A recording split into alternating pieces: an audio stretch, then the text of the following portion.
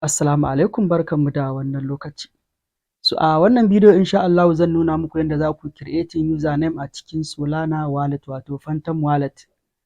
So kamar yadda muka sani kwanan nan Solana suna ta fito da abubuwa masu matuƙar daɗi wanda suke ta bada airdrop kala-kala wanda ake samun alkhairai a ciki.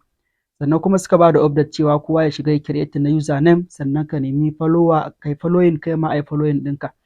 So ga yadda ake yin creating na username. So da fari idan ka shigo za ka ga wani guri nan gurin da aka rubuta create your username a unique identity sai ka taɓa shi. So in ka taɓa shi za ka ga yana ta wannan abubuwa kawai sai ka ɗan ƙyale shi ya gama. So da ya gama zai nuna maka nan ga shi nan create username. So ga abubuwa nan ga su nan sai ka taɓa ƙasa ɗin nan da aka rubuta continue. So in ka taɓa continue zai kawo ka inda za ka sa username ɗinka sai ka yi searching na username wanda idan ka samu wanda kake so available kawai sai ka zaɓa ga shi nan na sa Sman TV wanda koyaushe shi ne username ɗina. So ga shi nan in ya kawo ka nan gurin sai ka taɓa wajen collectibles ɗin nan sai ka zaɓi emoji da kake so ya zama kamar shi ne wato hoto na username ɗin naka. So ga shi nan a nan za ka zaɓi wato emoji da kake so wanda zai zama shi ne kamar wato hoto da zai zama. So ga su nan kala-kala. So bari na zaɓi wannan icon ɗin na dala. So ga shi nan zan taɓa save ɗin nan. So ga shi nan na yi save. So da ka tafi zai nuno maka wajen anonymous ɗin nan. So za ka ga ya rubuta maka continue a ƙasa.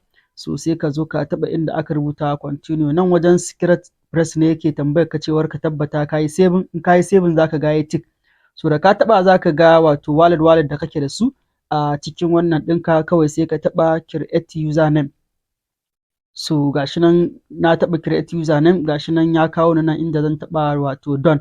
So shikenan wannan shine hanyar da ake bi a yi creating na username a cikin wato Phantom wallet ta Solana. So shikenan ka yi creating username yanzu a sama za ku ga username ɗina da na yi creating a ƙasa kuma ga account ɗina nan. So shikenan in kai haka shikenan ka yi creating. So idan kana so ka shiga ciki wato in ka taɓa wajen nan wajen profile ɗin nan za ka iya shiga wato wajen edit na profile ɗin username ɗinka da kai za ku ga username ɗinka sannan kuma in kana da followers za ka gansu a ƙasa. So tunda yanzu na yi creating ban da followers in ka taɓa wajen edit za ka iya shiga ka editing ɗin username ɗinka sannan ka editing na bio da sauran wajen link wallet da wajen privacy. So wannan shine dai a taƙaice wato yanda ake creating na wallet sannan kuma da yanda ake shiga a editing na wallet ɗin. Nan kuma wajen settings ne wanda idan ka shigo cikin settings duk za ka ga wato abubuwa da za ka iya shiga ka saita da wanda kuma za ka shiga ka gyara da wajen su disconnecting na app da dai sauran abubuwa da wajen developer duka suna cikin settings wanda wannan daman mutane sun san abin da ake a cikin settings. So a taƙaice kenan yadda ake creating na wato username a cikin Phantom wallet. Allah ya bamu sa'a. So a je a yi following ɗina ni ma zan yi